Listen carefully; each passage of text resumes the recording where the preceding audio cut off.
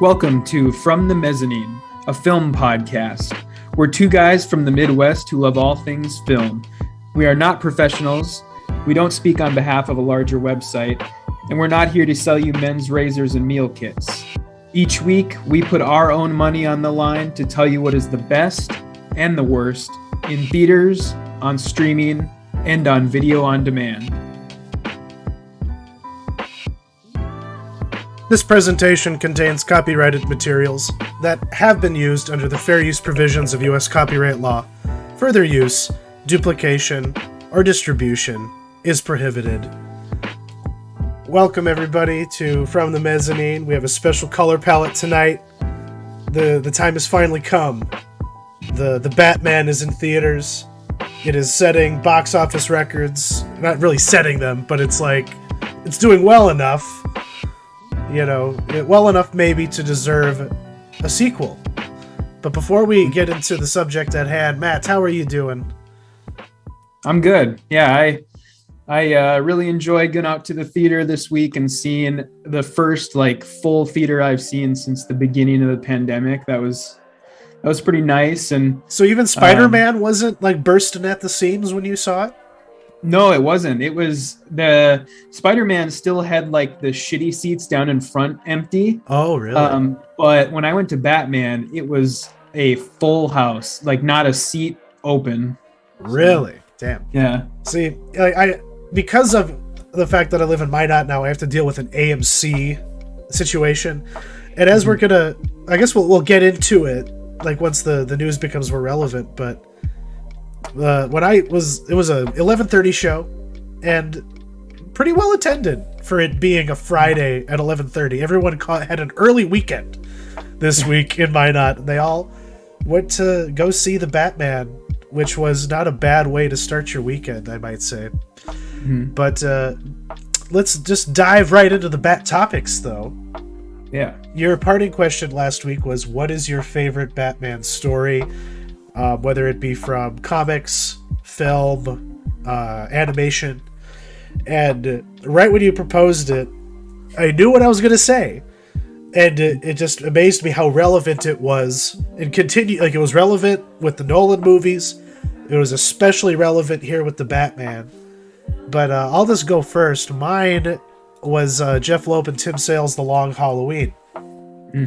And it has such a distinctive, bizarre art style that almost looks too goofy for its for the subject matter of the story. Mm-hmm. But it's endured just as a really impressive miniseries in the canon of Batman.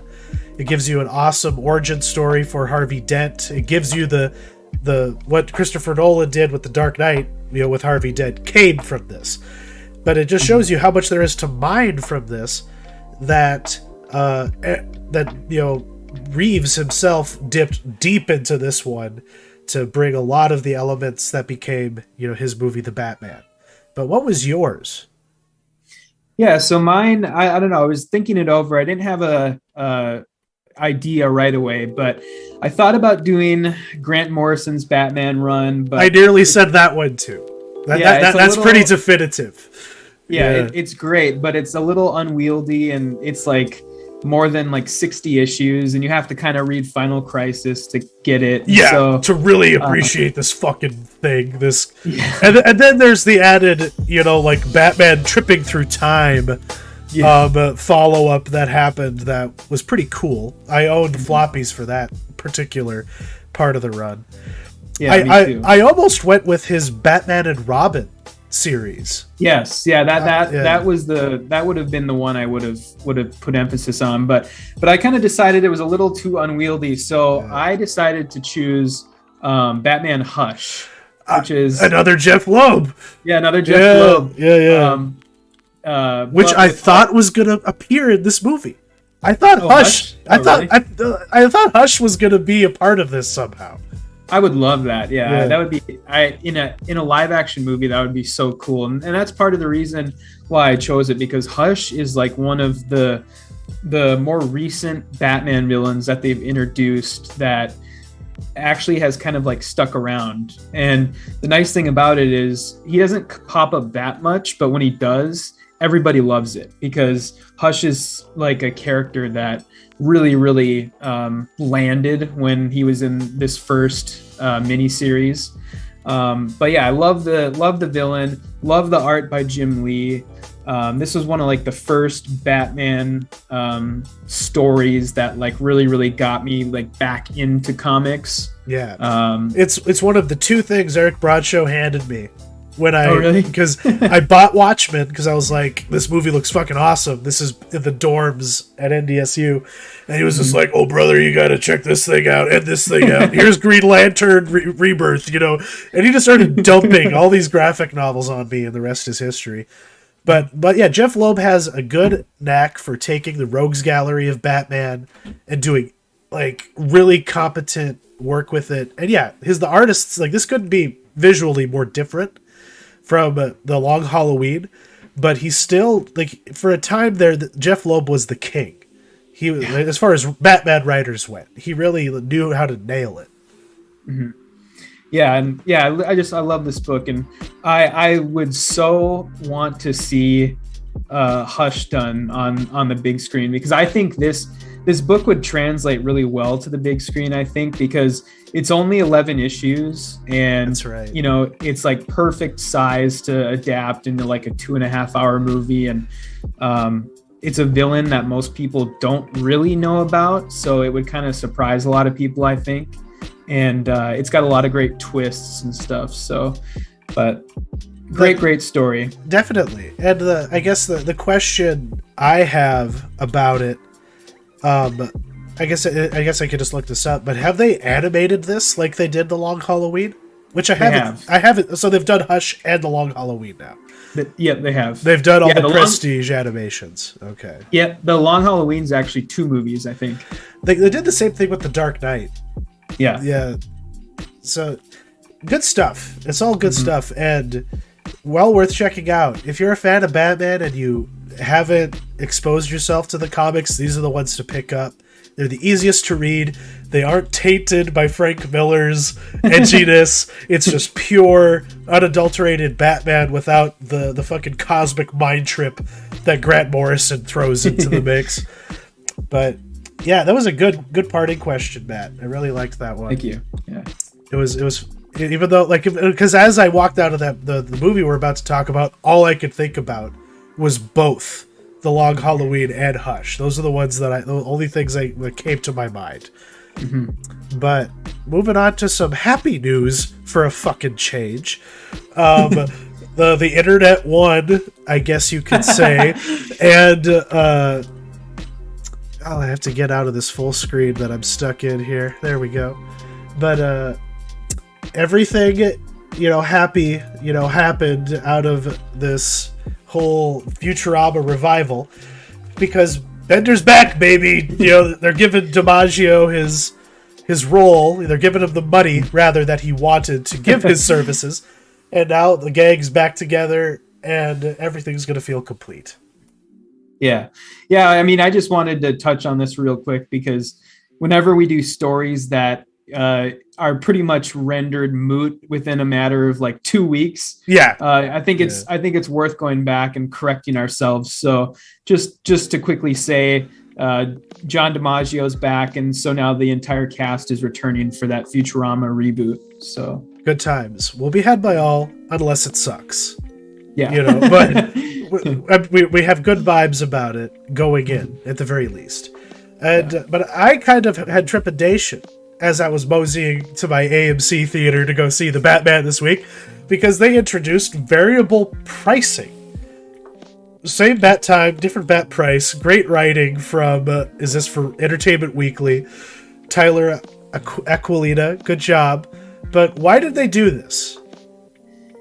Yeah, so I mean, what it always boils down to, they want to make more money. And so how it worked was, this weekend they made the ticket prices for the Batman anywhere from I've seen $1 to $2 more in the evening as they would normally be. I think in New York, the New York AMCs, you could expect to pay about $1 more, and then in some places, I think like San Francisco, it was like as much as $2 more per ticket. Yeah, and it's based on the time that you see it and the seat location. Yes. Yeah. Because I picked pretty decent seats, and I was worried that it was going to be a higher price, but the matinee was unaffected by anything like that. But I suppose they weren't really doing that in our neck of the woods anyway. Yeah. I mean, I didn't really notice anything around here either in like the Minneapolis area. So it might just be like certain markets still. But yeah, it's kind of interesting because I would be a lot more down for this idea if it was actually variable pricing. I wouldn't call this variable pricing. I would call this price surging because kind of like using an Uber. Yeah, because variable pricing, there's a lot of loadedness behind that statement, and the loadedness is you would expect the prices to go less than also, not just more than. Yeah. And so, like, if you're gonna charge me $17-18 to go see the Batman on a Friday night on opening weekend, then you also need to charge me like $5 to see Titan in its third week out in the middle of the day. You know, it should kind of really just flow with the rise and fall with what the demand realistically is. Mm-hmm. But yeah, because is this like really where the prediction from Spielberg and Lucas becomes true? And like if you want to see an opening night of a major tentpole movie, it will cost you $100 if you live in New York City. Yeah, I mean, it kind of looks like we're headed in that direction. I think they're just going to keep. I mean, the other thing that kind of makes me mad about this is it's the same. I mean, like the article said, it's the same theater, it's the same showing, it's the same movie, but it's more expensive. And I would be a lot more down for this idea if they were actually like including more in that higher price. Like what if your $100 ticket also got you the rights to stream it at home for like a certain embargo period? Even like are you familiar with the Alamo Drafthouse theater chain? So they're pretty spendy, that theater chain, but they justify their price with just being nicer all around. They're nicer theaters, they're more like upscale, and you can get like actual food and like restaurant food and beer, and like a European theater basically. Yeah, you can get beer and then the other thing they do too is during the movie, they always have somebody like back in the projection booth watching, because if you take out your phone even once, you get kicked out of the theater with no refund. That's right. And there was a lot of bitching about that before COVID hit, because they were standing up for their policy on that. Mm-hmm. Did they close the original Draft House? No, it's in Austin. I think it's still open. It's still open? Okay. Yeah. We have one around here too in Woodbury. So, nice. But it's too far for me. But worth the pilgrimage though, I'm sure. Yeah, it is cool. I've been there once and it was cool. But yeah, this is, I don't know. I guess we'll see how this goes. But I think it's going to get to a point where it's going to be like impossible to tell how much you're about to pay for a ticket, because it's like, they're going to charge you more based on the time of day, based on the movie you're seeing, based on how old it is, based on your seat location, and then also based on all of the like upgraded shit in theaters like IMAX and 3D and Dolby cinema. A D-Box cinema. Yeah, D-Box. Yeah. So yeah, it's going to be like impossible to know how much you're going to pay. I think what the end game is, though, is to force as many people as possible to sign up for the AMC Stubs program. This is not an advertisement. I just think that's where it's going. You don't want to have to deal with variable prices. You want a set fee for every movie ticket you purchase, then pay us a monthly, kickback, basically, for that special treatment. I could see that. I could definitely see that. And then the other thing, I just wanted to read this really quick. I was actually reading that article, and there was a quote in there about the things that AMC is trying to do in order to like raise, or in order to get their profits up, basically. And it says, The quote is, meanwhile, recent initiatives at AMC include NFT giveaways linked to big films. Oh, I knew that's where it was going. Yeah. With plans to start charging for them and taking commissions for the sales on secondary markets. So they want to get a cut of you getting this non-fungible thing that you get for, it's like, so they're basically getting money for the swag. Yeah, they want to give it to you for free at the movie, and then when you go and sell it on whatever website, they're going to take 15% of that money that you sold it for. Steam was the biggest mistake that humanity has ever made. It's Steam and the Steam revolution and its consequences. This is just skins, you know. Yeah. You know what? Like, it's the same thing, and like they're just getting money poured down their throats. If it works as intended, boo to that. Not a fan. Yeah, me neither. I just thought it was a funny little paragraph in that. There was also a thing in there about how they are going to be accepting payment in crypto soon. So of course they are, because the physical dollar is going away, folks. This isn't tinfoil. China's going all digital. We will be soon. Yeah. And speaking of digital, Netflix, the streaming titan that they are getting more and more into video games. And I guess I really wasn't in tune with all of their efforts, but they just bought the studio behind the Stranger Things mobile game. Mm-hmm. And what exactly are they going to do with this? What is the end game here? Are they just going to make games about their content? Or are they going to start doing what Amazon does, which is where you could stream gameplay to like your TV? Is there going to be a Netflix controller that you're going to be able to buy now to like do cloud gaming? Is that where this is going? Yeah, I mean, well, I think that's kind of the end game. Is they would hope to eventually get it on your TV. I didn't even know this, but right now, if you have the Netflix app on either your phone or your tablet, there actually already is like games on there. Did you know that? I did not know that. Yeah. It kind of blows my mind a little bit. Yeah, it's only on the phone or the tablet versions of the app. But yeah, you can go play like a bunch of games right now on the Netflix app on your phone. And I think this is going to kind of feed into that for a while. And then eventually they probably want to do some sort of Google Stadia thing with it. Yep. Yeah, because that's what Luna is for Amazon. And, yeah, Amazon Luna. And they just give games away. Like, I got the first Total War Warhammer game. Okay. For free from Amazon from their Luna service. Because because nobody wants to play use on there? Yeah, so because I'm just on a hunt for deals, basically. Yeah.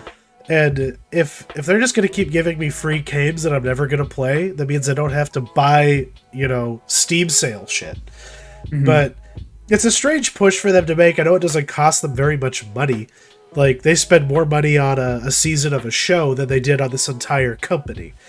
So, yeah, because $72 million, which I don't... But I guess, is Netflix and like these streaming content platforms, are they going to start competing with actual distributors and developers? I guess that is the end game. Like, they're all going to be doing the same thing.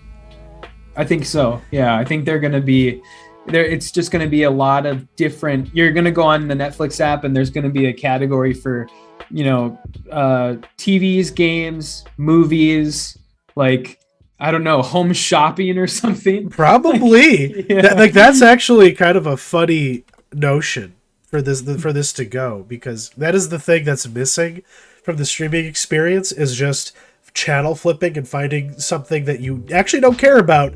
It is just noise to you. It's just something to have flashed in front of your eyeballs that doesn't have a narrative.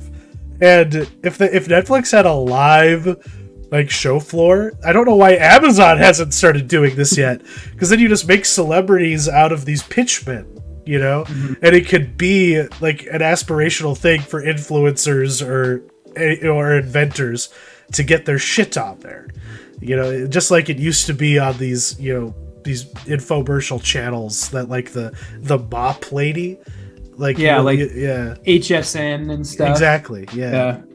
Mm-hmm. I feel like that has potential for completely unnecessary content.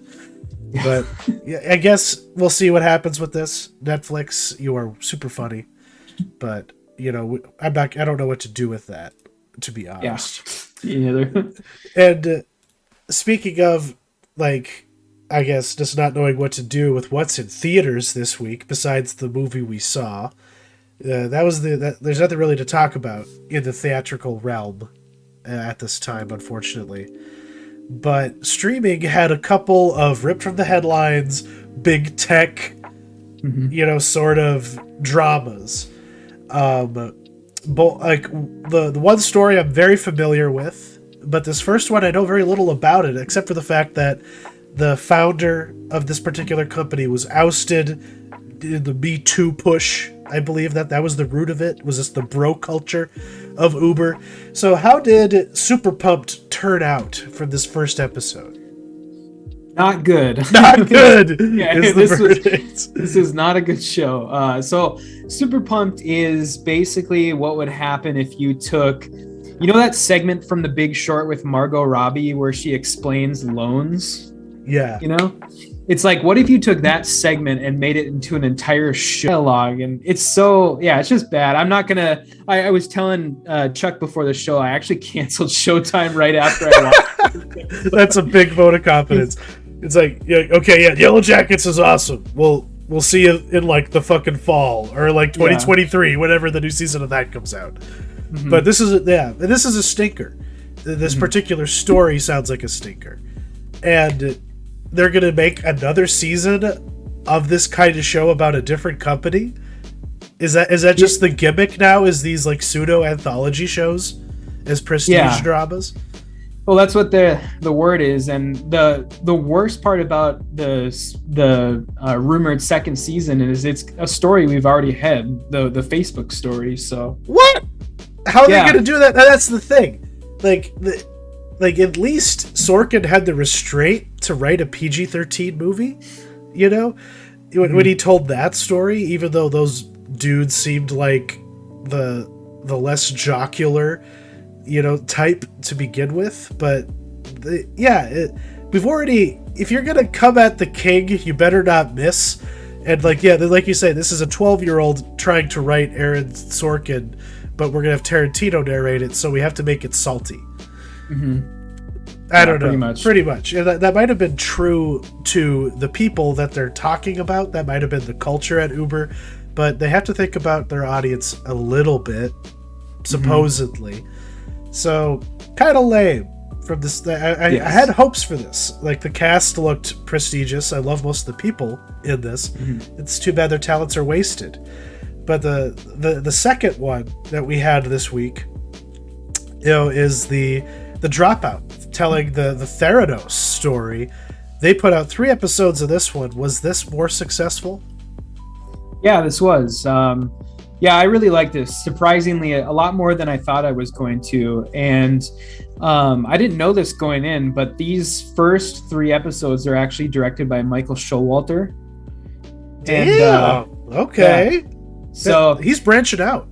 Yeah, and they're really, really good. And especially, this story, because I watched the documentary, and this story, I was kind of convinced that I had kind of seen everything there was to see. And this show is kind of trying to do the same thing that the Pam and Tommy show is doing, where it's kind of trying to humanize these famous people, basically.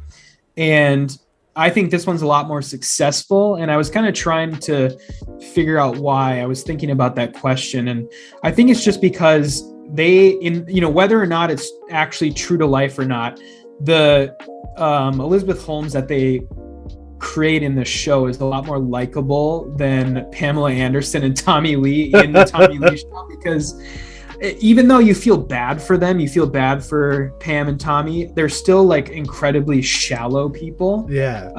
And Elizabeth Holmes doesn't seem like that, or at least this portrayal of her. And yeah, it was really great. And Amanda Seyfried's really good. She has all the mannerisms down like perfect, like the voice and the weird smile. The overbite. Yeah, the dead look in her eyes at all times. Yeah, like she has an uncanny valley problem. The actual Elizabeth Holmes, and from what I can see here, that's captured pretty well.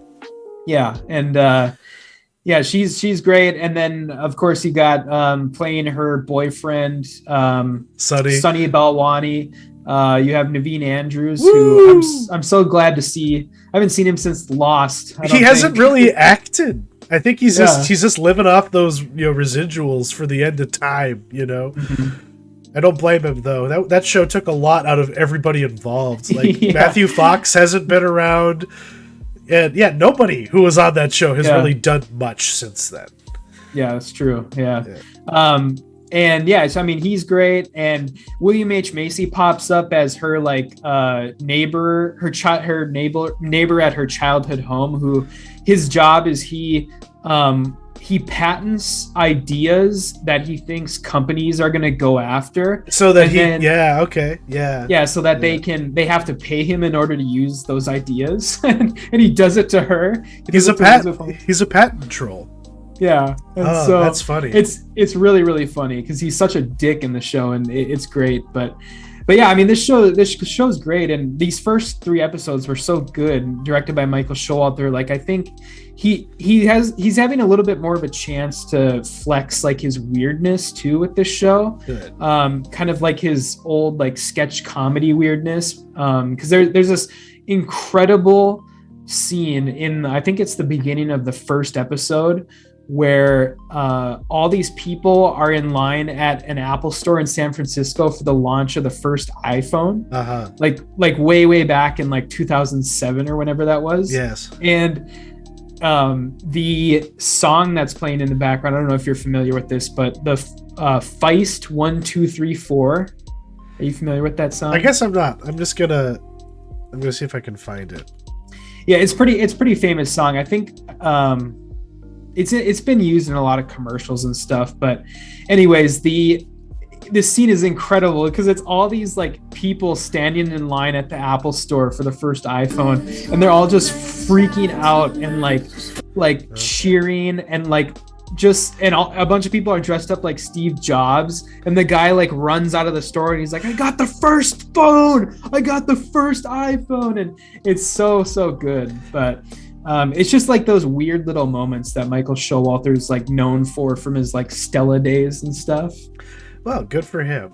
And that helps. That helps elevate what would be pretty by the numbers, a story we already know, but give him some credit for mining it and really showcasing the strangeness of the personalities involved, behind one of the more bizarre Silicon Valley controversies in recent memory. But talking about this reminded me of a show that I didn't plan on talking about tonight because I didn't get very far in it. And I actually watched it a few weeks ago, but it's that Anna Sorokin, the Inventing Anna, the Shondaland, Netflix movie or TV show, and that had the potential to be as bizarre and weird as this if it hadn't been Shonda Rhimes behind it. But but I turned it off and quit watching because I'm just like, I don't care that this chick screwed over all these assholes. They deserved it, and I just moved on with my life, because it's like in the end, nobody like who she conned in that show lost anything that they weren't willing and ready to lose. So why should I feel bad? I don't. So I stopped watching it. But this probably has more of a chance of sticking around with me. Yeah, it's pretty good. I'm going to stick with it. And I think there's 5 more episodes. And I think Michael Showalter only directs the 4th one, and then he's done. So we'll see how it kind of pans out. At least he set the tone, though. Yeah. Yeah, but moving on to the next topic here. I saw this advertised, and I didn't, or like on Game Pass, and I didn't install it. But after you put it on here, I I put it on. I was able to barely touch this. So if you got deeper into this, I'd love to hear about it. But Infernax, which is this like grim, dark, retro Castlevania Dark Souls thing, but pretty cool nonetheless. What can you tell us about this? Yeah, this is awesome. I love this game. I already played through the whole thing. The whole thing is only about 4 or 5 hours, so it's a great Game Pass game in that way, because you don't feel bad for paying like $20 for it or whatever, because it's so short. Yeah. But yeah, it's great. It's like it just beautiful looking 16-bit game, and the story is you're this lord who comes home from the Crusades, and you find that your land has been overtaken by a cult and a bunch of demons. Yeah, the Necronomicon has been read. Everything's fucked. Classic premise. Yeah, and so it's like this Castlevania side scroller, but it has all these awesome like modernizations to it that make it seem like a more modern game, like kind of has RPG light systems and a quest system and a morality system where you have to make choices. Yeah. And depending on what choices you make, you affect the ending of the game. And I really like this. I played through the whole thing, and it was so fun all the way through. And this is probably like one of my favorite games I've played in a long time. Now, I want to give more time to it, so I'll probably do that tomorrow. But yeah, like I just wanted to showcase that like it has these like cutscenes that just kick ass, and you have to choose what you're gonna do. And yeah, choosing Slay is the easier course of action. I wish he had picked the other one, even though that art is great. Because the boss that you fight, if you try and save this person, holy fucking shit, is it grotesque. Oh, really? Okay. Yeah, it just reminded me. It's like something out of The Thing. It works. Okay, it works really well. And yeah, then you're just covered in blood. Yeah, this is good stuff. Yeah, great game. I didn't get to stream anything really new this week, but I got some old news. I finally watched Midnight in Paris, which, for those who don't know, is a Woody Allen joint, where Owen Wilson is on vacation in Paris with his fiancée, who he really doesn't love, and he accidentally happens upon some magical realism where he'll just get transported to his ideal Paris every midnight if he's wandering the streets. And he meets all of his heroes, all the he's a screenwriter who wants to write a great novel, and lots of hilarity and great acting ensues. My favorite was what's his name? Who plays Dali? Oh, I don't remember. I saw this. Adrian Brody. Adrian Brody plays Dali, and he's obsessed with rhinoceroses fucking. Like, that's all that he talks about. And it's because he's trying to impart something meaningful. But yeah, he's just sitting there talking to these surrealists, and he's like, finally, people I can talk to about what I'm going through right now, and they're just like, and they're too literal. Even, they're not the idealized. I guess except for Dali. Dali is bizarre.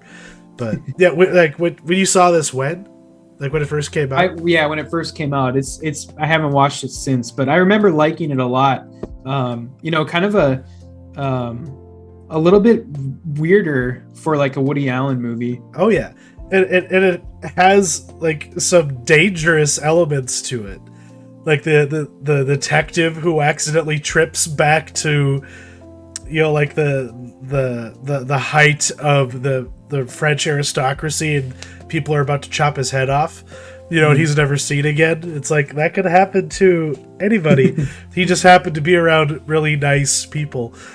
But another highlight is Corey Stoll as Hemingway, doing his little soliloquies. Those were pretty good shit. But I'm glad I finally took the time to watch it, because it was worth it. It was pretty fun. What prompted that? Where did you just see it like streaming somewhere? Yeah, it was just Angie and I are both beat. We just finished eating supper, doing dishes. What are we gonna watch? Well, let's watch this. Okay.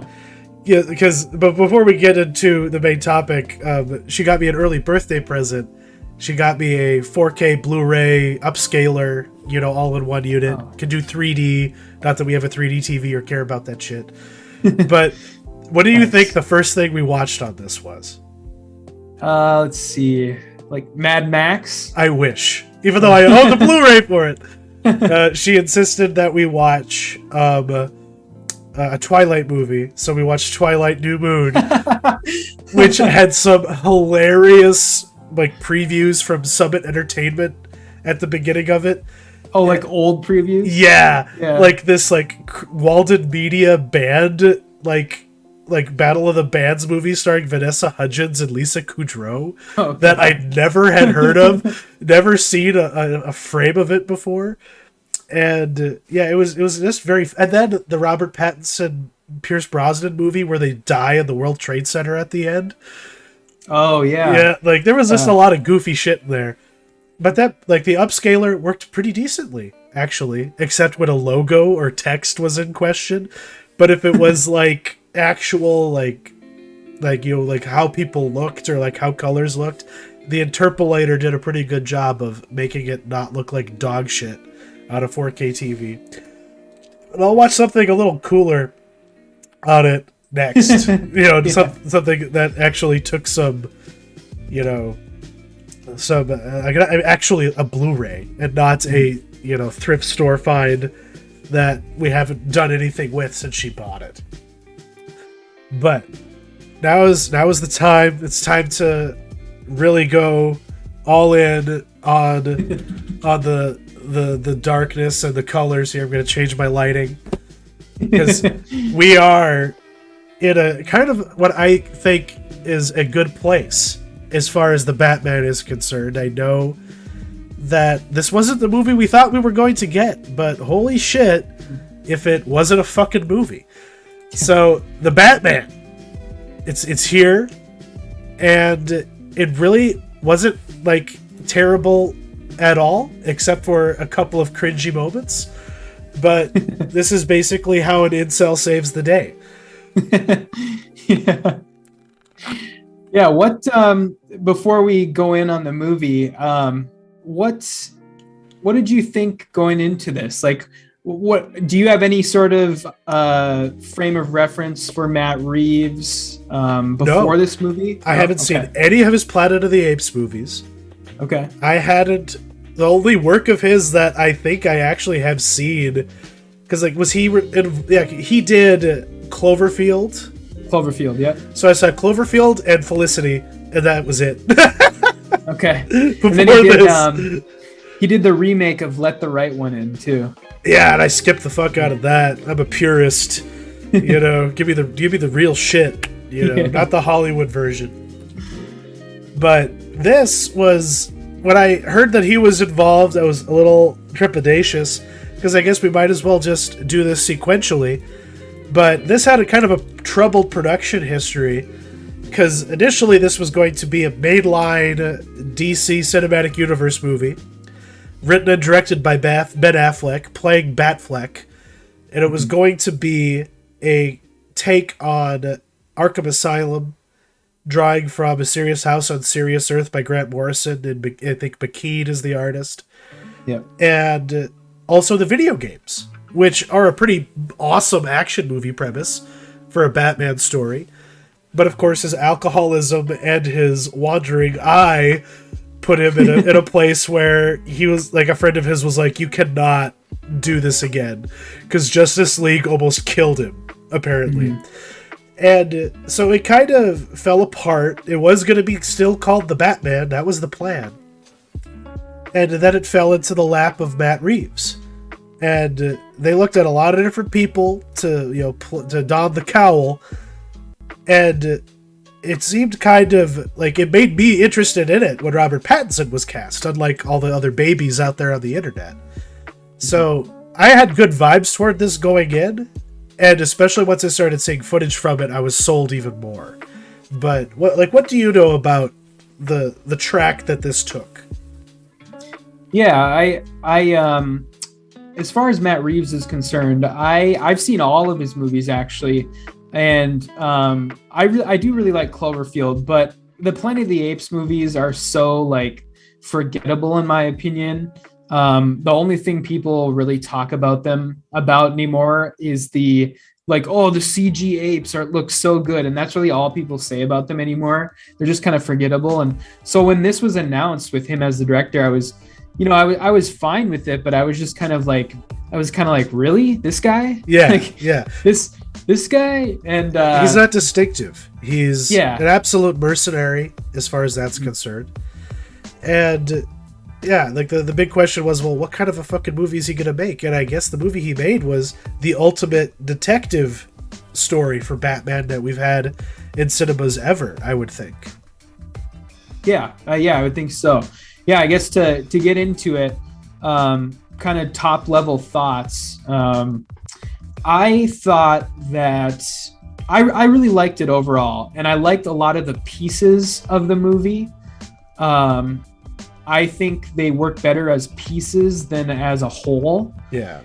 And there are parts of this movie that I absolutely loved, and there are parts of it that I really like, but there isn't really all that much here that I absolutely hate. Like, there's nothing in this movie that I'm like, this absolutely sucks. Yeah. But it's pretty much good all the way through, and it's great at some moments, but it never...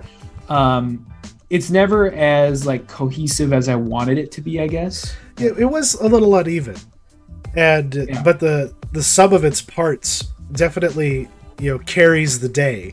I mean, they gave him enough fucking time. That 3-hour runtime, it didn't drag, but this movie just oozes.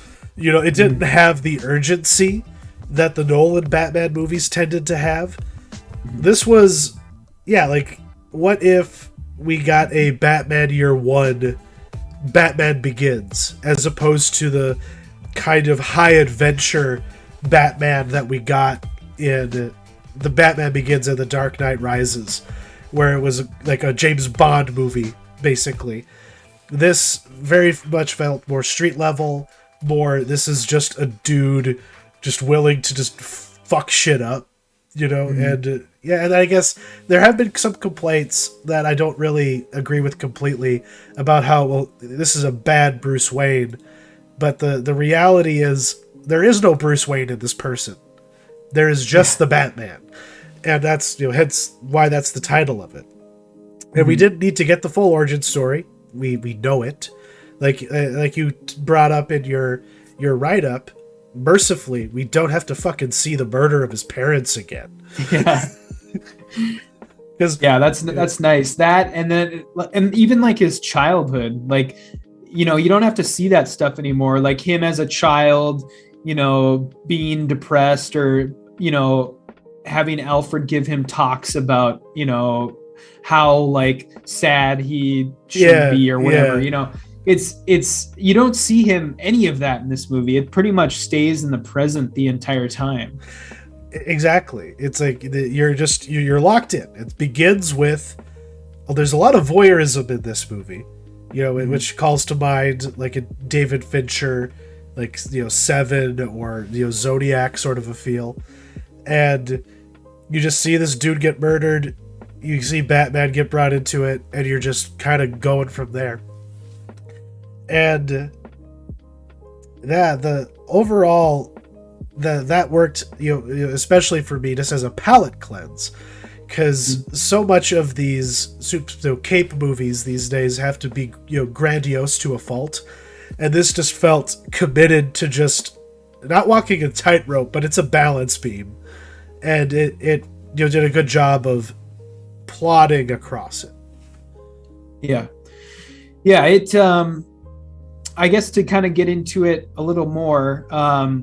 I thought that the first 30 minutes of this movie were the best chunk of it, I guess. Yeah. I thought it started off so high. Like everything with the like giant ass title card that said Batman, that was so good. And then like the when Riddler murdering the mayor, and then the best thing I thought, my favorite scene, or my favorite little chunk in the entire movie, was the sort of prologue that we got with all of like the criminals running away from the shadows. Yeah. And that was so good. That was like so incredible. And then it leads into all these awesome shots of Gotham, like that Gotham sort of version of Times Square.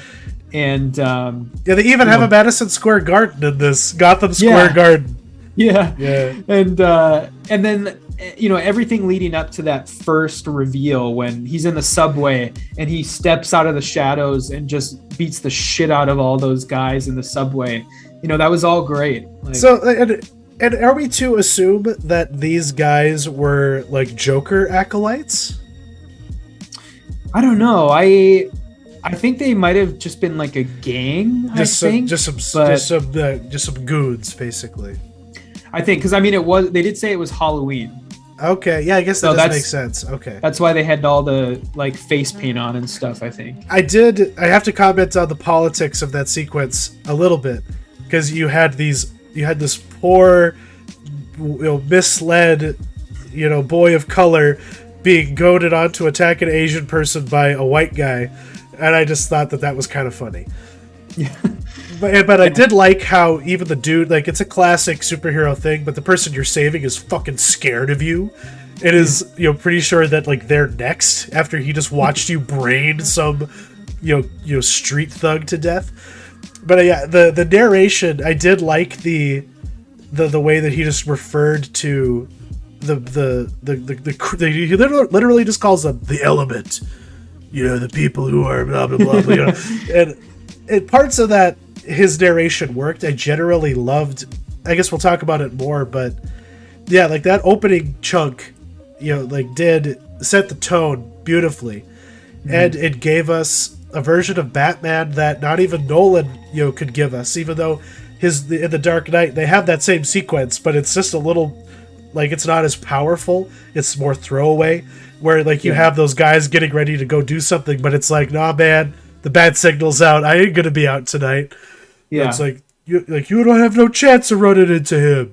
Like that whole thing. But they made a much more impactful moment out of it.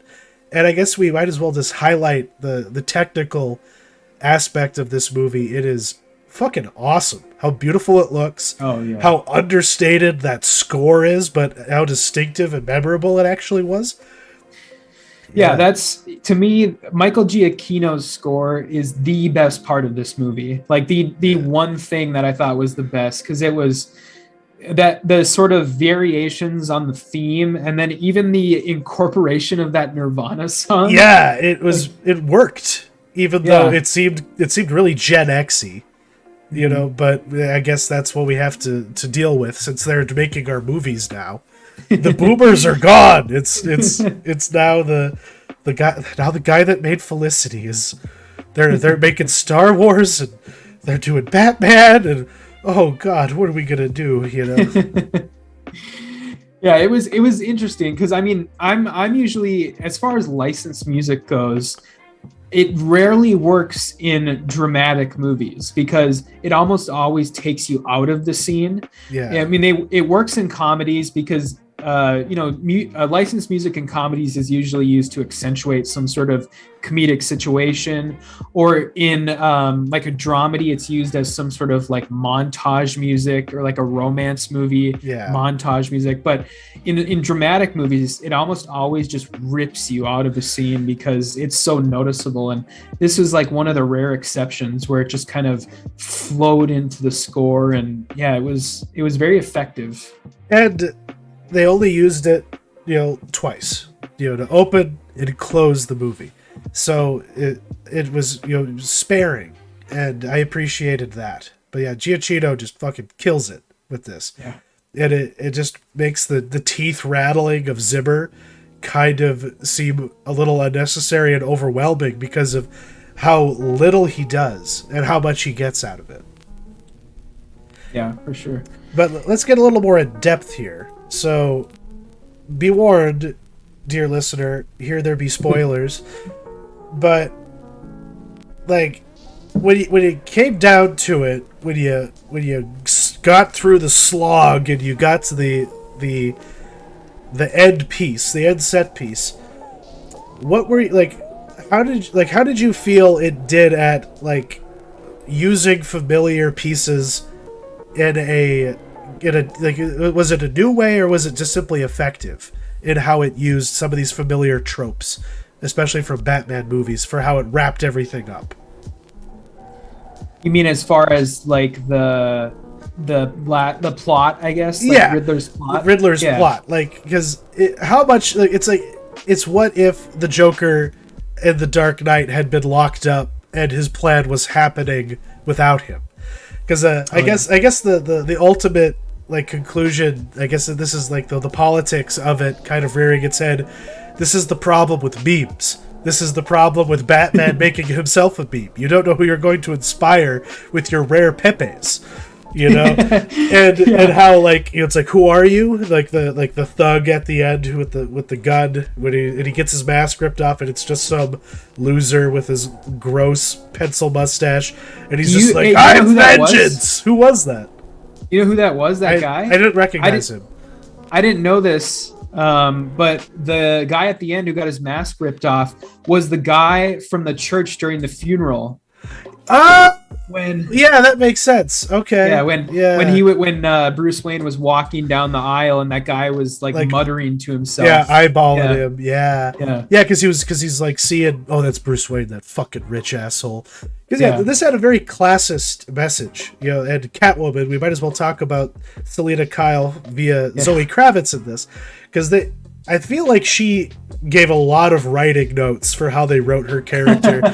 Because there's that one line, and this is the line that everyone's talking about. You know, the rich white assholes of Gotham or something like that, and I liked her overall, but that was really cringy, that line, because that was a line that really took me out of the movie, because it's like she was reaching out of the screen and grabbing you and yelling, "This is my political message," in your face, you know, like, this relates to your world, you know. It was just like too in your face, and you know, it was obviously like pandering to a certain someone who would be watching this movie, which they have to do. But luckily that was like the one time it happened.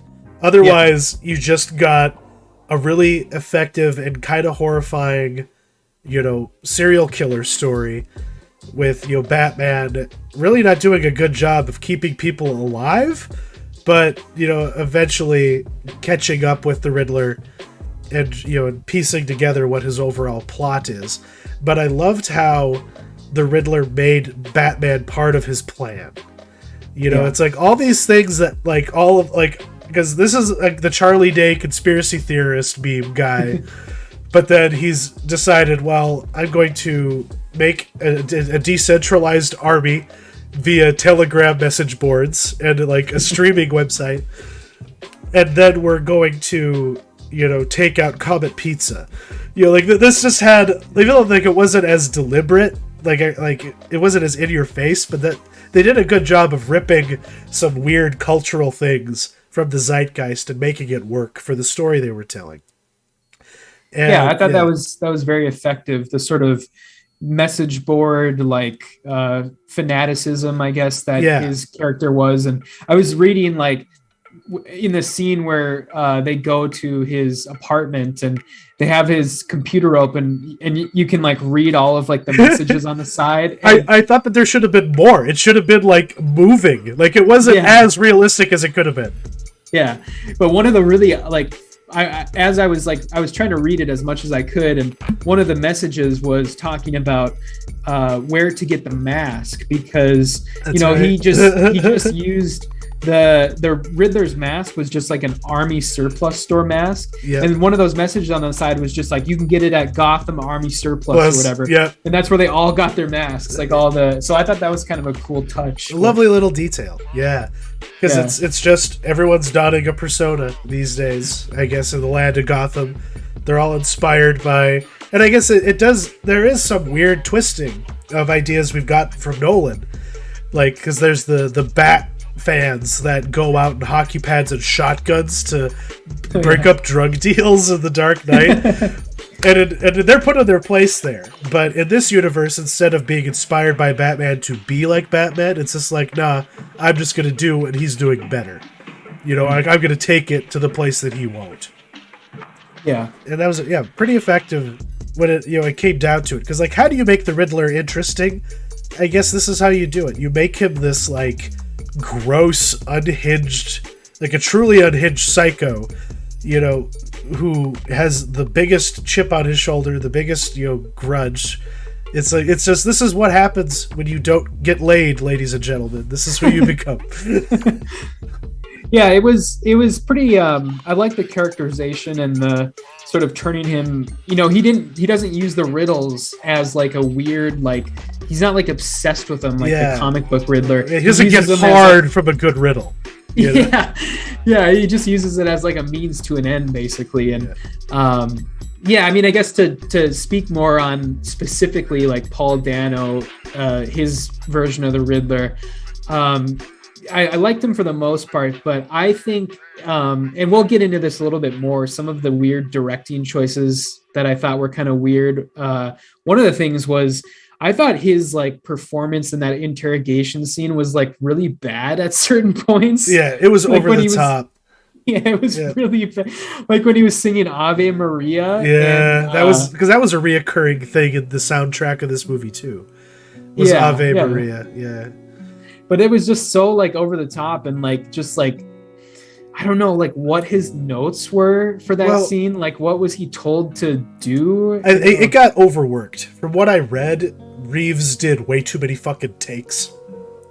Oh, like okay, I have multiple quotes, like both from like Zoe Kravitz and from Pattinson, and specifically about Dano's performance. There was like 200 takes on some scenes. God. So I think it was just overshot. And he just kept on going bigger and bigger and bigger, just trying to be set free from the prison of that scene that he was trapped in. So I think he was legitimately going crazy because, Dano he did weird things. Like he wrapped himself with like plastic wrap because the idea was, well, he doesn't want to leave behind any DNA or like hair follicles or anything. So he's like covered himself with plastic wrap underneath his clothes, and consequently that just makes you like hot. Like your body has no way to dissipate heat, so you're just slowly boiling your brain, basically. Yeah. I mean, it's a lot better than I'll take that over like sending your co-stars used condoms any day. Yeah. Like as far as like method acting goes. Yeah, inflict it on yourself, not on other people. Yeah. But he was pretty good overall. And then I guess getting back to like Catwoman. Yeah. I liked her, the way that they portrayed her character in like the physicality. Like it's the first time we've ever seen a Catwoman in live action on a screen where she's actually like really, really like nimble, and like she has that agility where she's just like flipping everywhere and like jumping on people's shoulders and like flipping them over. And it's I was going back and like watching like Dark Knight Rises clips, and Anne Hathaway's fighting in that movie is so bad, and it's such a stark contrast to her fight scenes in this. But there was some like memorably bad fight choreography in The Dark Knight Rises, though, especially the back end and involving her. And she was it was just a poor take of the character in retrospect when you compare it to this one. Because they borrowed a little Frank Miller to kind of make her this bisexual, like, club girl, who's, also just using that to find marks so she could rob people, which is pretty cool. And what did you think of the Batman voyeur scene where he's just like watching her undress? Oh yeah, that 5-minute sequence of him just spying on her from afar in the rain. Yeah, that was interesting. I mean, I did like take note of kind of how weird it was, but it's, I don't know, like Pattinson, the way that he characterized the character, you got the feeling that he got absolutely no like sexual gratification out of that in the slightest. Exactly. Like he was literally just doing it because he was spying on her. He wasn't like being a perv about it, you know? Yeah. And there is like a little bit of like, I bring up the word incel a lot because there's a moment where he thinks that she's with a gangster on the way to the mayor's funeral. It turns out to be somebody else, but he like bumps into them almost because he's jealous. Because at that point she started sinking her claws into him and you know, making him like interested in her as more than just a means to an end of getting information on who killed the mayor. What does this have to do with the Penguin? And yeah, just to touch on his performance more, his bat voice was holy shit. Like, I'm sorry, but why haven't more people done this with their bat voice? Instead of just being George Clooney, or I guess Michael Keaton, his voice was a little bit distinctive, and you know, and Christian Bale's was notoriously, you know, bad. And this was just so, like a lot of this movie, very understated but utterly effective in just conveying the weirdness, but also dissipating the weirdness by just making it kind of chilling and creepy. Like a very solid, you know, even when he's, you know, just this like, when he's walking around as Bruce Wayne, he looks like a drug addict who hasn't had a chance to have a fix in a while. And it worked really good. Yeah, I thought like, I mean, he has such a small, like surprisingly small amount of dialogue in this movie, and he does a lot of acting with his eyes. And some of those scenes, it's so great. Like, again, to go back to the scene when he's in Riddler's apartment and he's looking at all the stuff on that cork board on the wall. Yeah. And his eyes are just darting around everything, and he's slowly putting everything together while he's looking at Riddler's like evidence and stuff. And that was so like good, so effective. And he's just doing a lot of acting with literally his eye holes and his mouth hole. Yeah. And like, that's it. And just his posture. Like, there's never been a Batman as fucking intimidating as this one. Even Batfleck didn't like scare me as much as his bat. Like, watching him just like, you know, like broad-shouldered walk out of the shadows, like, or even like the famous shot after the car crash when he's upside down walking towards the Penguin. Like, he just looks fucking scary. And like he could fucking rip your head off and is ready to. Like, I bought the idea that people were terrified of his Batman, and it was sold very effectively. Like, I use that word a lot, you know, like tonight, but there's no other way to talk about this movie. It's very competent, and it didn't falter. Yeah. And I guess just to touch on the other Rogues Gallery, we might as well talk about Colin Farrell's Penguin, which is a gem. I am almost not mad that there's a TV show about this character, because I like the idea of seeing him take over, because all of his bosses are now dead. It's just dead or in jail. It's just Ozzy getting ready to take over. I just give him a fucking cigarette already, please. Yeah. Just give him something to do with his hands. Yeah, he was great. It was like, I mean, he's not in the movie much, but what is there, it's a pretty fantastic disappearing into a role. Like, there was multiple times when he was on screen and I was trying to find the Colin Farrell in his eyes. I was like, I cannot picture Colin Farrell is under all of this makeup and these scars, and it was so hard to see him in there, and he just disappeared into the role. And he looked like he was having the time of his fucking life too. Yeah. And just a well-written take on the character. I liked, like you say, he's just like an extra in quite a few of the scenes that he's in, barring the ones where he's being interrogated. And once he doesn't have anything for the Batman, he's gone. Like, after there's nothing more to learn from the Penguin, we don't have to deal with him too much more. Mm-hmm. But what did you think of John Turturro as the classic gangster Falcone? Yeah, I thought he was good. I didn't even know he was in this, actually. And I saw him in a trailer, leading up to this, and I was just like, wait a minute, what? Who is he going to be? he was effective, and he's kind of having a career renaissance right now, which is awesome.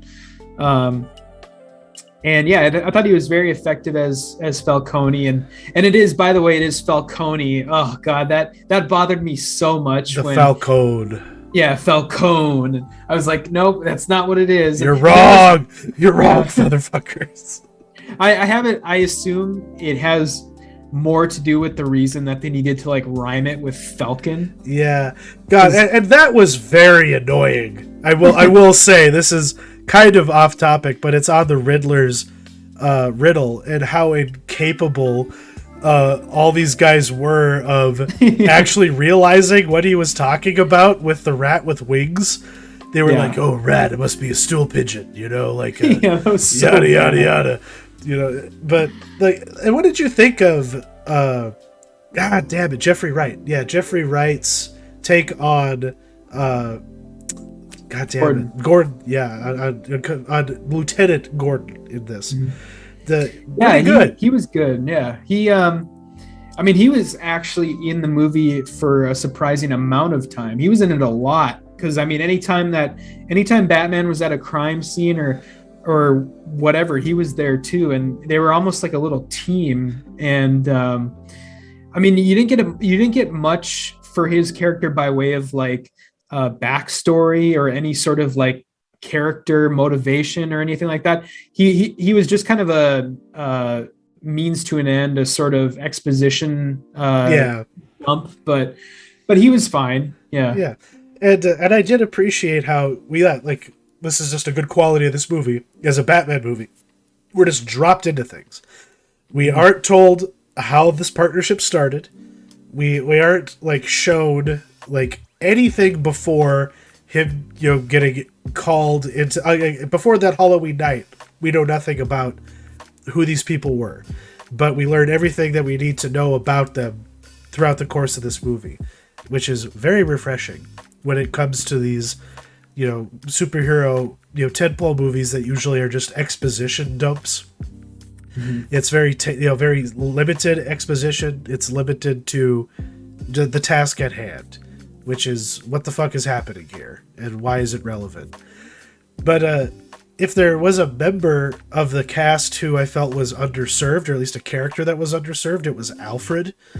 He was very unnecessary, and we didn't get much out of Andy Serkis, but that's not his fault. This movie was focused on a lot more things besides just getting Alfred some time to, put about, and putter around. But you did kind of get the sense that there is a great tension between him and Bruce, and he doesn't even really know who Bruce is at this point. Mm-hmm. He's like ready to have him fucking committed because of how all the fucked up shit he's been up to. You're blowing through all the money. There's not going to be a company if you keep this going, but he doesn't care.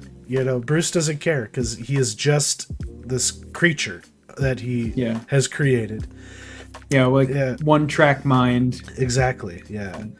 I actually, there's a couple, when you're talking about the length of this movie, I do think it is too long. Like I think any movie over 2.5 hours is too long, no matter what it is. And that's one element of the movie that I would cut out to make it shorter, are everything having to do with Alfred. Like, if you just cut out Alfred completely, like if you just said this Batman doesn't have an Alfred or doesn't have an Alfred yet or something, and you just cut out all of his scenes, I don't think it would really affect the movie much, and it would probably knock about 15 minutes off the runtime, which would have been more merciful. Because it was if they had streamlined it and cut out some of the, this is a Batman movie, we have to have some of these kinds of things in there. It would have just been, like I said, more straightforward, more to the point, and they still could have spent a lot more time oozing the story along, which they did very well. But there were a couple moments where I caught myself dozing because everything was just so, the vibe was just so like, but for the most part, did a good job of keeping my attention and definitely keeping me interested as it went around. What What did you think about the? I think we talked a little bit about. Well, we talked about Pattinson, but what about like the bat suit and the gadgets and the Batmobile? What did you think of all the sort of aesthetic stuff? Yeah, I was kind of unsure about this Batmobile, but getting back to it just being a car, like this could have been the car from the '60s Batman show. You know, just with it's almost like if it was Knight Rider. This is the Knight Rider Batmobile. And yeah, I liked how lithe Batman looked, even though he still was very imposing. I forget who, I think it was it Lee Bermejo, his bat suit that really heavily informed how this one was going to be? Yeah, I think so. Yeah, because he did Batman Damned. Amongst other things, yeah.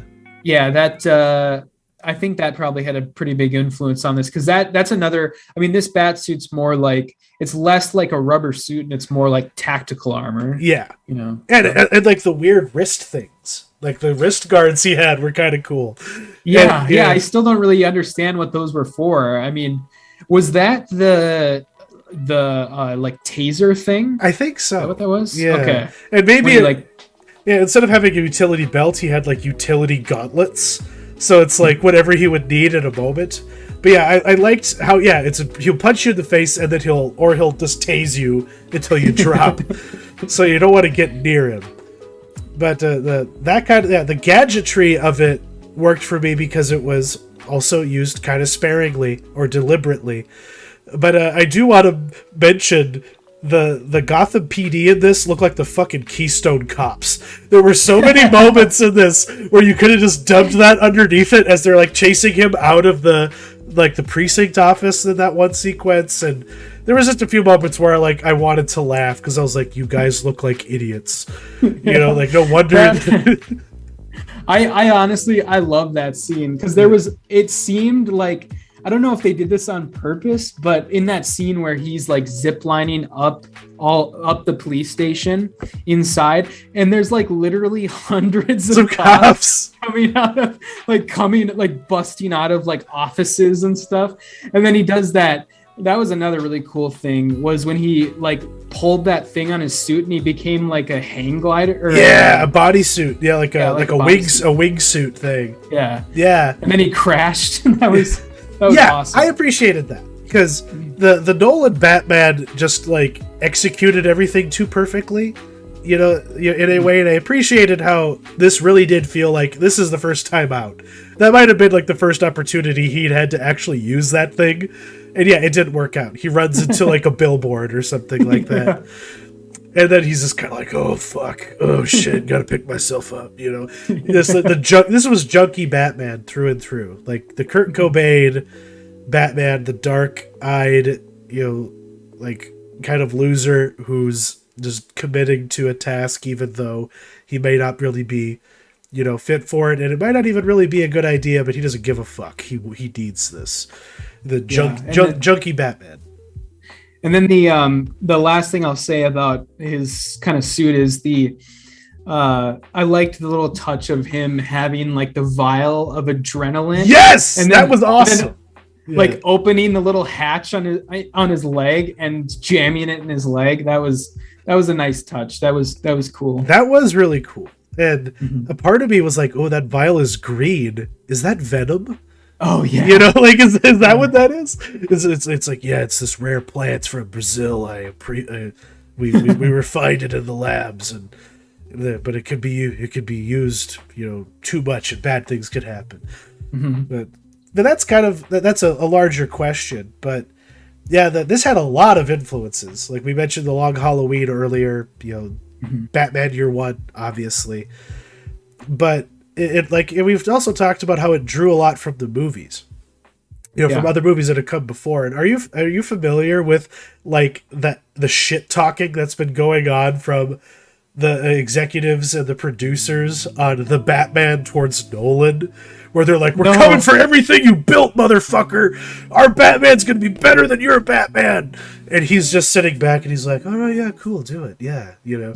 Because yeah. What are they doing? Or what? Well, they're just they've mentioned in interviews that they've, like, when they see Nolan or like when they're talking to him, that is kind of the vibe. They're like telling Nolan, we're going to make a better Batman movie than you did. And he's just like, okay, do that. And he mentioned this like conversation he had with, I think it was Paul Levitz and whoever was head of DC Comics at the time. And maybe that was Paul Levitz. But where they were talking, well, it's like, what kind of a Batman movie do we make with Batman Begins? And he just made the point that Batman is enriched by a variety of interpretations. So Nolan's attitude is, yeah, make a movie that is better than the one I made, or like is different from the one I made, because otherwise people aren't going to like it. It's just going to be stale and lame. So even Nolan knows that there was like a limit to what he could, that like you can't do much more than with what he did or how he did it. So you have to find a different way. And this movie kind of, you know, does that even as it borrows, you know, from a lot of what he did. Yeah, that's really interesting. I'm sure he probably doesn't care. Yeah, anymore. he doesn't give a shit. But there was apparently Pattinson like talked a lot with Nolan about taking the role while they were making Tenet. And that was constructive towards him making the decision to make the movie, basically. So we can continue to thank Nolan for sending good things our way as Batman fans. But I guess, is there anything more you wanted to talk about as far as influences go on this? Not really. I mean, there's the obvious stuff. I mean, everybody's been kind of talking about it. Seven, Zodiac, Taxi Driver. I just think it's interesting that, you know, like we were talking about earlier, I don't think that Matt Reeves is a director with that like much of a vision, and he's not like a guy who has a lot of hallmarks. And I think he repurposes a lot of things from different sources. Yeah. And it kind of makes things new again. And I think you can get away with that as long as you're not ripping off things wholesale from certain things. Did he do better than JJ with Star Wars then? Since his Star Wars movies were literal just... Oh, yeah, for sure. Yeah. This seemed a little more painterly, you know? It's like he was going for something, even though he didn't really quite know what he was going for, apart from the vibe. Like and it's a credit to all the cinematographer, the editor, and Michael Giacchino especially for nailing what, at least something, you know, on this that the director might not, you know, have had the competence to, you know, make do himself. But this did feel like, what if David Fincher in the 90s, hot off of Seven, had made Batman and Robin instead of Joel Schumacher? Like, what if we had gotten like a Darren Aronofsky, you know, Batman movie, even though this was very commercial, you know, at the same time, which is not the movies those two men at that point in their careers would have made. But moving on from that a little bit, what the fuck do we make of that cameo? Yeah, it's interesting. So if anybody doesn't know that, the Joker cameo at the end is played by actor Barry Keoghan from Eternals and Dunkirk and Killing of a Sacred Deer. Yeah. And it's interesting because I don't know if you know the story, but he filmed a bunch of fake scenes for this movie. Okay.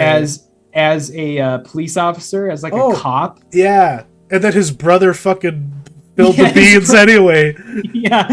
His brother like tweeted, he's like, all right, everyone knows my brother's the Joker. And he just spilled the beans. Oh shit. But yeah, it's interesting because I guess the way I think about it is I thought the scene itself was kind of awkward and out of place. Yeah. And I'm more excited for the possibilities of what this scene sets up than I am for the scene itself. Yeah. I thought the scene itself. Yeah, what about you? Yeah, the scene itself, like, it's basically, it's the Riddler being sad that he's already old news, basically, and then the Joker just being like, you gotta be zen about this. Like, you did so much. It's like, it's this weird pep talk. And it felt like another thing that probably could have just been cut. Did we need to have a full-on, performance from Barry Keoghan to make this, to solidify this? Like you say, the possibilities are more interesting. Was that street gang inspired by the Joker?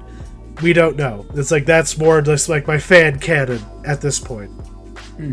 But at the same time, like, has this Joker actually even been out of the out of Arkham Asylum long enough to be the Clown Prince of Crime, or has this dude just been committed since he was a child? Like, the possibilities are interesting, and I just don't want the sophomore movie in this particular universe to just follow the same pattern as the Nolan movies and have the Joker as the bad guy. I think they honestly would be more better served with just adapting Hush, because you can have the Joker in that. You can have all the rogues in it if you want to. Kind of like how this movie had a lot of different villains in it, but didn't overdo it with any of them. You could take that formula and go on with it. But did you stick around for the end credits? I was the only person who walked out of the theater. Everyone else at my screening were well trained and were hunkering down and ready to see whatever was going to come when the credits were over. Did you stick around?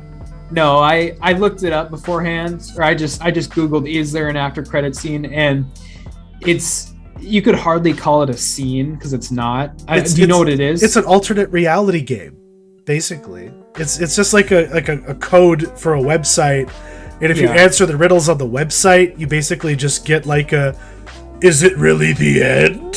Like, that's kind of the vibe, but I'm not really sure how necessary it was. It seems like an afterthought. The one thing in this movie that feels like an afterthought, I don't understand what the point of it was, unless they're going to give the people who follow that an actual ARG experience that takes them all the way to the release of the next one. Because I guess we might as well talk, because they're calling this Earth 2. This is Earth 2 Batman versus the DCEU. So, should they just ditch the Whedonverse? We might as well just call it that. The Snyderverse is its own pocket dimension. The Whedonverse is obliquely the one we're going to be getting all the Aquaman and Flash movies in. But are we better served with getting more DC superhero movies in Earth 2 versus the DCEU? I'd be perfectly fine with this kind of just being its own thing, off somewhere else, kind of doing its own thing, because I just don't see this meshing well with the DCEU, like the styles, at all. No. And this was very much the Joker version of, or just Joker version of Batman, basically. Yeah. And I would see that ending up a train wreck if you were to try and meld these two universes together. And they can still do like the sort of more action oriented, more fun superhero movies with Aquaman and with Shazam 2 and stuff like that. And then they can have this kind of off and it's doing its own thing, because clearly both of these universes sell tickets. It's not like one is like dying and the other is making bank. They're both making bank. So yeah, we might as well let me pull that up, because it made 128 million. The number 2 box office take from the pandemic era, and I think that does legitimize it, because we are going to get Joker 2, because that made $1 billion, and this has potential to be the palate cleanse, I think, that the whole fucking line needs. And yeah, make your popcorn movies, but there still is an audience for the quote-unquote dark and gritty, more mature, takes on these characters. And Marvel does what Marvel does the best, obviously. DC cannot, Warner Brothers rather, cannot compete. And they should stop. They should just give up. Just make shit like this. Make Wonder Woman, make your Aquaman movies with Jason Momoa as long as you have him on contract. But kick open the doors of your little multiverse and just make a whole bunch of Elseworld stories. Give us a Green Lantern that just exists in Green Lanternville.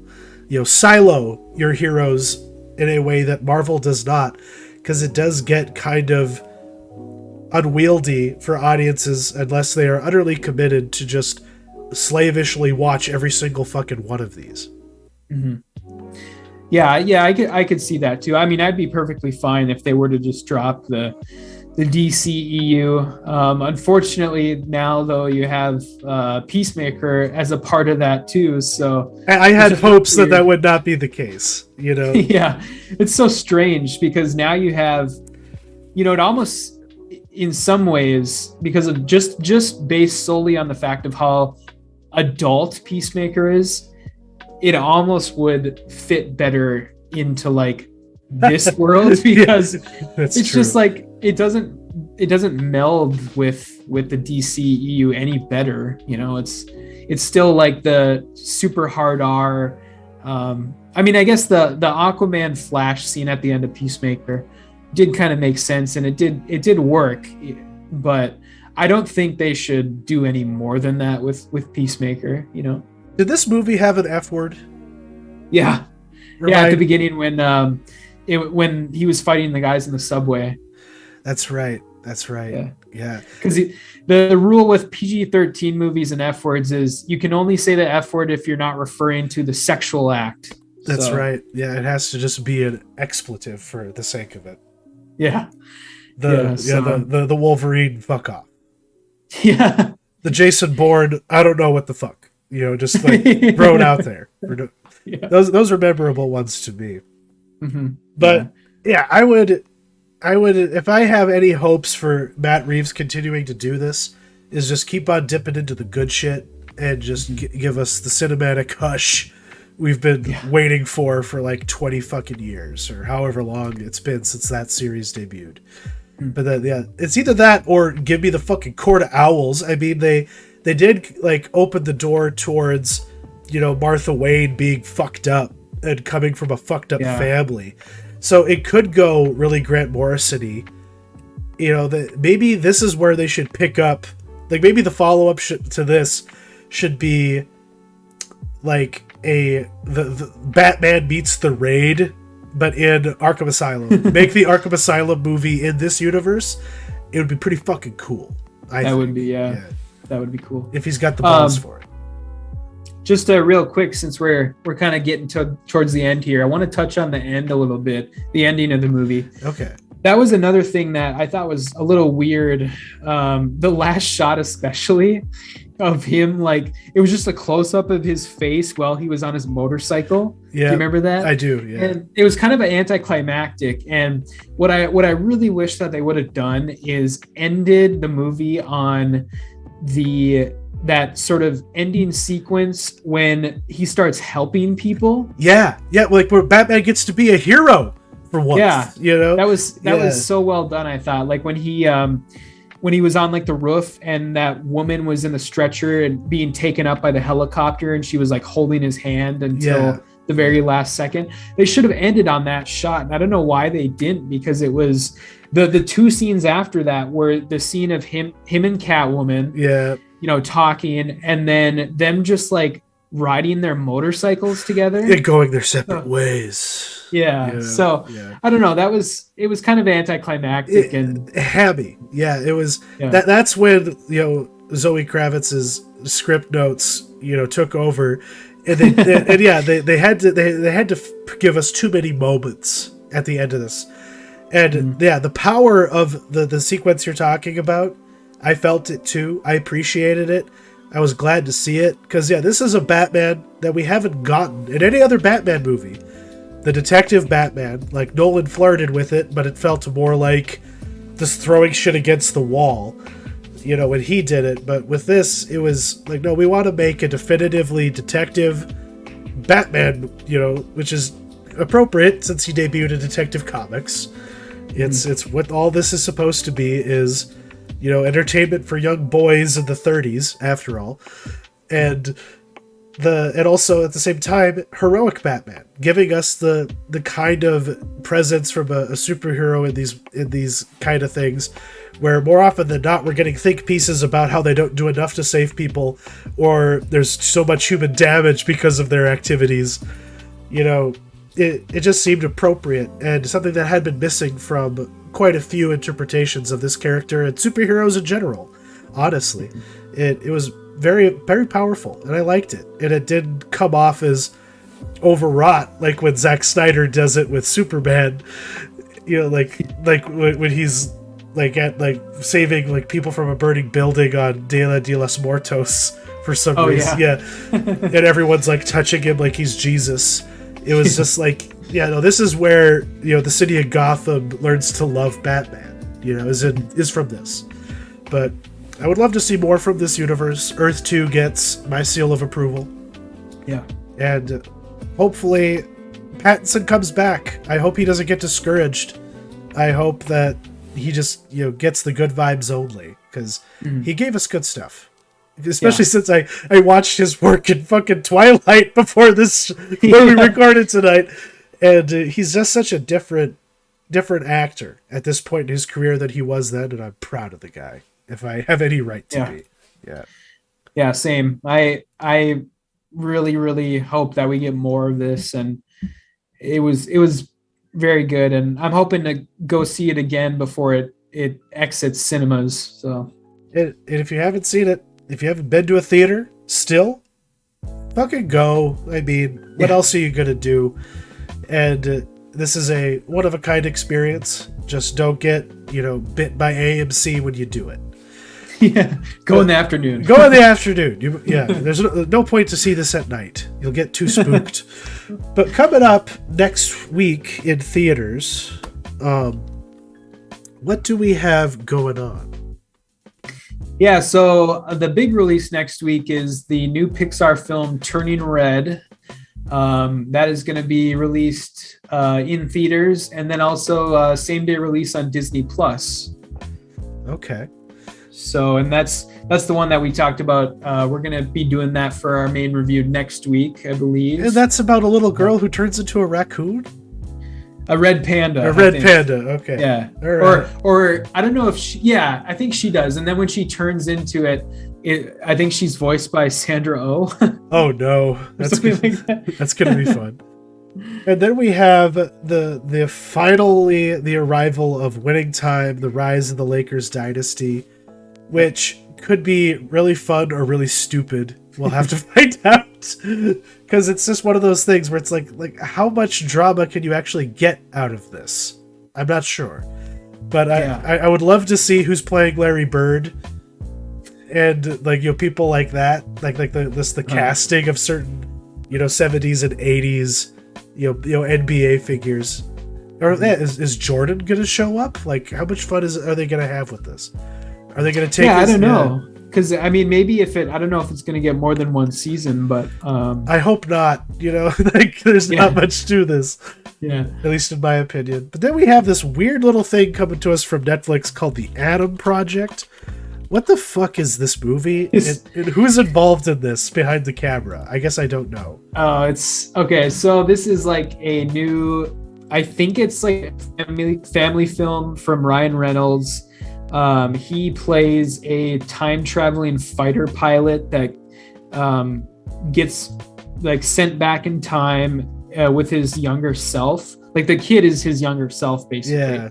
And this is unfortunately directed by Sean Levy, the director of Free Guy. Oh, yeah. He's re-teaming with Ryan Reynolds, and because they had gold. They hit gold with that one. Yeah. So there it is. Star producers. There we go. But I don't know. I think Netflix is really banking on this one. Like I've heard the budget quoted for this anywhere between 120 and 150 million. Oh So my god. For a yeah, streaming movie. I don't know, yeah. man. Is this going to be in theaters at all? I don't think so. I think it's just Netflix. So, Goddamn Netflix. yeah. But then we got our old friends over at this is AMC Plus, I believe, Yeah. giving us a fucking gonzo looking western called Yeah, That this Little looks- Black Bag. Yeah, I'm glad you put this on here because the trailer for this has me excited. Yeah, it's weird. I didn't hear about this literally until last week, and it's a spaghetti western miniseries that is actually directed by an Italian, a first-time feature director named Mauro Aragoni. All So, right. So yeah, I mean, it could go either way. Honestly, it could be really terrible and like end up like I don't know, like something like Black Sails or something like that, or it could be pretty just like a fun. I don't know. Have you ever seen Warrior? The show Warrior. Warrior? Yeah, Warrior. It's How do I spell that? It's just the word warrior. WARR. Oh, Warrior. Okay. Yeah, Warrior. Yeah. And that's that Bruce Lee show, right? Yes. Yeah. Yeah. It's based on the like early writings of Bruce Lee, but it's a really great show. And anyway, I was just gonna make the comparison that it could end up like that because that show it's actually the whole thing's on HBO Max or all the seasons that are out now, and highly recommend. I guess I didn't realize that it was out there. Yeah. And then we got something called The Last Days of Ptolemy Gray, Samuel L. Jackson, coming to us via Apple TV Plus. What is this? Is this a movie or a series? It's a miniseries. I think it's 6 episodes.